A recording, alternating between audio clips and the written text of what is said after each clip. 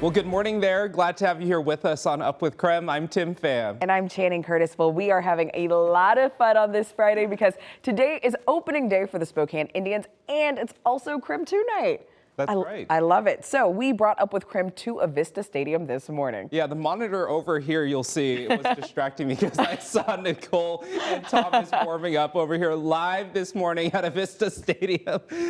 So let's head on over to you two. Okay, how's it going, you guys? Nicole, have you hit any balls yet? I just hit a great one. You missed it. Are you ready? Let's do it again. I saw it here. We got one more. Okay. Ready? No, that was she on got a piece Thomas. of it, I call so foul. I that's a call foul foul. But yeah, this has been a lot of fun. This is like the mini field, usually where the kids are. So we got the wiffle balls right now. One more. You got the foam bat here.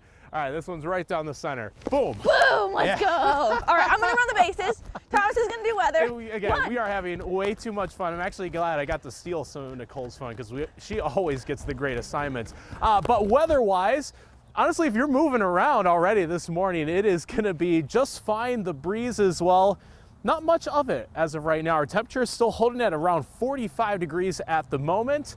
And yeah, that's just fine for an April morning that we have here. Current temperatures across the region showing mostly 40s, I believe.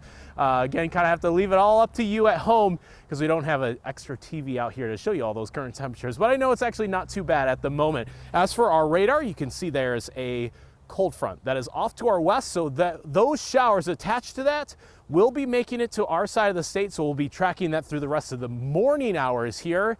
And then we have your hour by hour forecast as well, where things will be warming up pretty nicely overall. Should be actually in the 50s today before things get a little bit windy out there. Oh, is it my turn to do some batting here? Hold on. Okay, so again, Nicole had all the fun earlier. Oh! Woo, right through the gap or to the shortstop. Again, we are having way too much fun out here. Nicole has more on the new things that you can find here at Avista Stadium. I got your full forecast in about 15 minutes on opening day here at Avista Stadium. The walls are on fire, everything's on fire. A tense afternoon for Anthony Trostel, who woke up to smoke and flames all around him. A fire broke out at the Park Tower Apartments, which is home to more than 100 people who are elderly and disabled.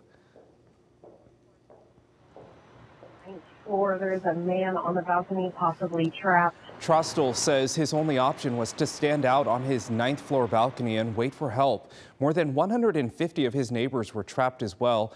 Firefighters faced a challenging rescue with the 20-story apartment building. Imagine going up 9 flights of stairs when you know somebody's trapped. You're going into an environment that's already smoke-filled. You're coming up across people that, you know, are having a hard time coming down the stairs. You're trying to navigate carrying 300, 400 feet of hose on your back. Fire trucks raised a ladder to the 9th floor to rescue Trostel. He remembers what firefighters told him as they tried to get him in the bucket. Just keep breathing. You're all right. We'll get you down. Let go of your leg, because I don't want to let go of that balcony for now. Well, Trostel had minor burns on his hands, back, and neck. He was brought to a hospital for treatment and is okay this morning. Several other residents of the building were also taken to a hospital. The cause of the fire still under investigation. Trostel believes a motor in his pressure control bed may have burst into flames. Fire Chief Brian Schaefer says the building is relatively old and does not have a sprinkler system. He also added that it's concerning, considering a majority of the residents are elderly and disabled. Now, this wasn't the only fire in downtown Spokane yesterday. 70 firefighters responded to a large fire near Railroad Alley and Monroe Street. How fire crews got that one under control and the impact to local businesses, that's coming up at 6:30 here on Up with KREM. Washington's film industry says it is ready for action after Governor Jay Inslee signed a new bill which boosts tax credits for studios to film in the state. To Sleepless in Seattle. Now, Washington is the home to many notable hits, including Sleepless in Seattle and 10 Things I Hate About You. Spokane was also the filming location for several films as well, including Vision Quest and most recently Dreaming Wild. However, the state couldn't keep up with competition due to low tax credits. Vancouver, British Columbia became a regular stand-in for Washington cities, but that could soon change.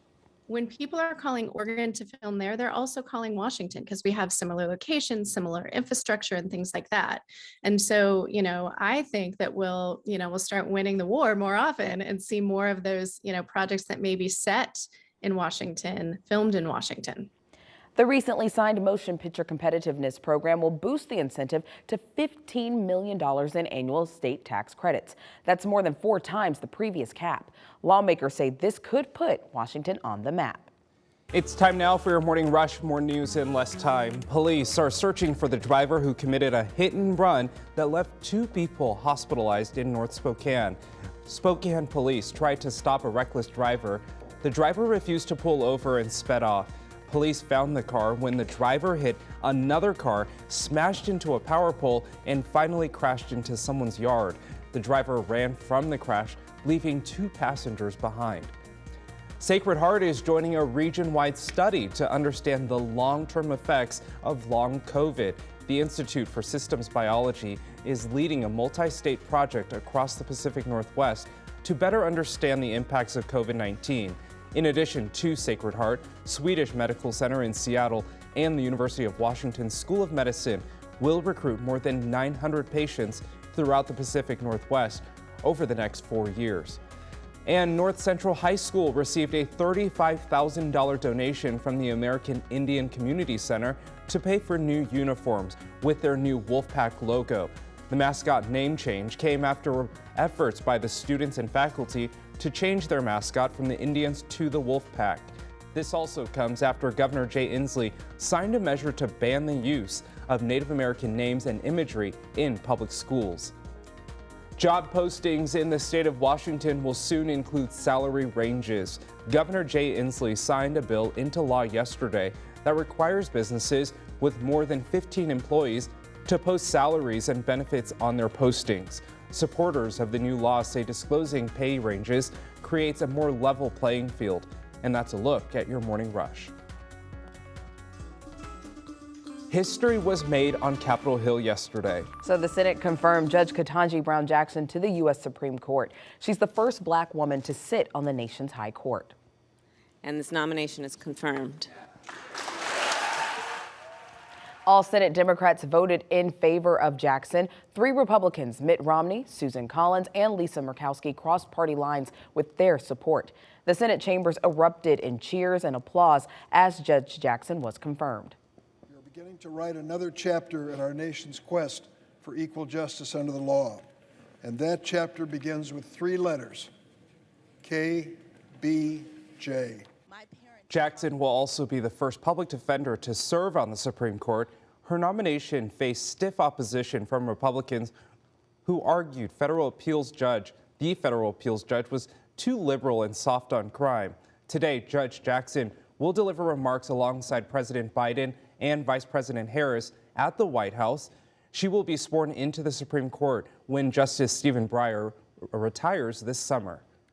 Well, several leaders across the country congratulated Jackson on her confirmation. Governor Jay Inslee gave his congratulations to the newest justice, and Washington Senator Maria Cantwell tweeted saying all women and women of color should be so proud of this moment.